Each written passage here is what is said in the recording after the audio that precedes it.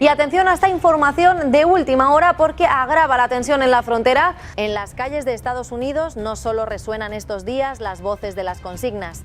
Hay una tensión que se ha infiltrado hasta en las venas más pequeñas del país, como si se tratara de una granada de mano con el gatillo accionado. Las manifestaciones, que comenzaron en los barrios de inmigrantes y parecían una simple reivindicación de derechos, han entrado en los últimos días en uno de los giros más complejos, impredecibles y peligrosos de la historia de la seguridad interior de Estados Unidos. La justificada revuelta que los inmigrantes mexicanos iniciaron contra los agentes del ICE se convirtió en un levantamiento popular tras la muerte de Lorenzo Salgado, las armas de cañón largo que aparecieron de repente en escena y los Panteras Negras, una de las figuras más radicales y legendarias de la lucha por los derechos civiles en Estados Unidos, cambiaron por completo las reglas del juego. Ahora la cuestión ya no es solo la expulsión de los inmigrantes sin visado. La cuestión es esa conmovedora solidaridad que han forjado los oprimidos, unidos en las calles contra las políticas arrogantes de Washington, tras los chalecos antibalas y los cañones de las armas.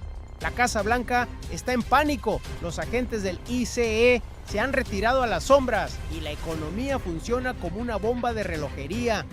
Cuando Salgado perdió la vida en una de las ya habituales operaciones de ICE, en las que se recurre a un uso desproporcionado de la fuerza con fines espectaculares, los agentes de ICE derribaron también ese muro de miedo que se alzaba en el interior de millones de personas. Las manifestaciones, que comenzaron en un primer momento en metrópolis como Los Ángeles, Chicago, Houston, Dallas, Phoenix y Nueva York, crecieron como una bola de nieve hasta convertirse en una avalancha. Hola, ¿qué tal? Muy buenos días, soy Mario Maldonado, son las 7 en punto. ¿Sabéis cuál es la mayor pesadilla de Estados Unidos? Que los distintos grupos oprimidos se unan en un frente común y además armado contra las fuerzas del orden del Estado. Pues bien, esas imágenes que han arrasado en las redes sociales estos últimos días, que han sido vistas millones de veces y que están quitándole el sueño al Pentágono, son precisamente la materialización de esa pesadilla. En las zonas donde las manifestaciones fueron más intensas, aparecieron en internet imágenes de grupos vestidos de negro, con el rostro enmascarado y armados con armas semiautomáticas de cañón largo, que servían de escudo a los manifestantes mexicanos. La salida a las calles de estos grupos, que se presentan como herederos del histórico movimiento de las Panteras Negras, elevó al máximo la dimensión psicológica de los acontecimientos. Basado en la idea de que durante la década de 1960 los afroamericanos se organizaran y se armaran para proteger sus barrios frente a la violencia policial, este movimiento es visto hoy como el origen de una alianza extraordinaria al marchar hombro con hombro junto a inmigrantes mexicanos que salen a las calles para defender los derechos de los migrantes. Estos grupos transmiten el mensaje: no hemos venido aquí a atacar, sino a proteger a nuestros hermanos indefensos frente a la violencia estatal. Sin embargo, la presencia de milicianos que caminan por el asfalto con armas automáticas ha cambiado el tono de las alarmas que suenan en las radios de la policía. Los expertos en seguridad advierten claramente, en un entorno en el que hay armas apuntando en las calles, una sola bala de plástico disparada o una sola granada de gas lanzada por error pueden hacer que la chispa se convierta en un incendio en cuestión de segundos.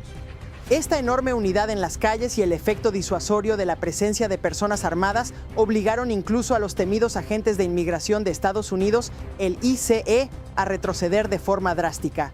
Hasta hace poco sus equipos irrumpían en los barrios a plena luz del día, detenían a personas frente a sus propios hijos y las subían esposadas a vehículos blindados. Ahora, según este relato, ya no se atreven a patrullar las calles por su cuenta. Según la información filtrada desde el terreno y los informes de periodistas independientes, el carácter de las operaciones de ICE ha cambiado por completo. Los agentes ya no tienen que actuar con esos uniformes llamativos y sus todoterrenos con el logotipo, sino que se ven obligados a hacerlo en vehículos de civil y, sobre todo, bajo la oscuridad de la noche. Si van a entrar en un barrio a plena luz del día, exigen contar con refuerzos del Departamento de Policía local. ¿Por qué? Porque ya no se enfrentan solo a madres que lloran, se enfrentan a una multitud enorme que se organiza al instante, bloquea las calles y, cuando es necesario, cuenta con la protección de elementos armados. Si el gobierno de Washington cree que estas protestas son una multitud que gritará durante 3 o 4 días y luego volverá a casa, agotada está muy equivocado. A medida que los acontecimientos se extendían por todo el país, todas las miradas se centraron en el presidente Donald Trump, principal protagonista de la crisis. La información filtrada de las reuniones de crisis celebradas una tras otra en la Casa Blanca pone de manifiesto hasta qué punto el gobierno se encuentra en realidad desprevenido e impotente. Esta crisis, que ha estallado simultáneamente en distintos estados separados por miles de kilómetros, ha llevado al límite la capacidad de personal de las fuerzas federales. Ante esta situación, Trump recurrió a su clásica postura belicista, que no hace más que aumentar la tensión, enviar a los marines a las calles. La amenaza de utilizar las unidades de combate más selectas del ejército estadounidense contra sus propios ciudadanos, contra los trabajadores que construyeron su propio país y contra los defensores de los derechos civiles. No se sabe si se trata solo de un farol político o de una opción real sobre la mesa. Al no poder apagar el fuego interno, la Casa Blanca, en un acto instintivo de culpar a otros, llamó a la puerta de la presidenta de México, Claudia Sheinbaum, con carácter de urgencia. Según las informaciones, Washington pidió a Sheinbaum que hiciera un llamamiento a la calma entre su población, que retirara su apoyo a las protestas y que adoptara nuevas medidas en la frontera. Sin embargo, hay algo que Estados Unidos ha olvidado. Ya no se enfrenta a un México obsoleto, débil y sumiso. En los círculos políticos se comenta que el gobierno de Sheinbaum se muestra extremadamente distante ante estas exigencias y que ha recordado cortésmente a Washington que la crisis actual es consecuencia de las propias políticas migratorias racistas y duras de Estados Unidos. El Estado mexicano está dando señales de que no va a traicionar la justa causa de sus ciudadanos que llevan años sosteniendo la economía estadounidense. Este enfrentamiento diplomático que ha llevado las relaciones entre ambos países al borde de la ruptura está provocando que la actividad a ambos lados de la frontera alcance su punto álgido. Los que se agolpan en la frontera para proteger a sus familias, los que abandonan Estados Unidos y los que se rebelan contra esta situación han convertido los pasos fronterizos en una auténtica marea humana. Mientras los políticos hacen declaraciones ante las cámaras, Wall Street y los directores generales de las grandes empresas están sudando frío, porque el aspecto más candente de la cuestión se esconde en la realidad económica que se esconde tras esos cañones o eslóganes. Estados Unidos debe a esta mano de obra inmigrante los tomates de sus campos, los ladrillos de sus obras, los platos de sus restaurantes y las cajas de sus almacenes logísticos. Si las multitudes que hoy reclaman sus derechos en las calles dijeran, mañana dejamos de trabajar, la economía estadounidense se paralizaría, literalmente.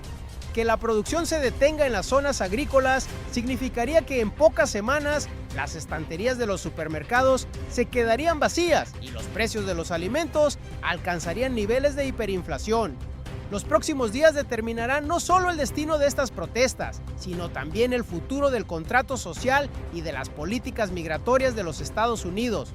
O bien, se oirán disparos y el país se verá arrastrado a una oscuridad sin retorno. O bien Washington dejará a un lado esa arrogancia que tanto le gusta y cederá ante las justas reivindicaciones de este pueblo.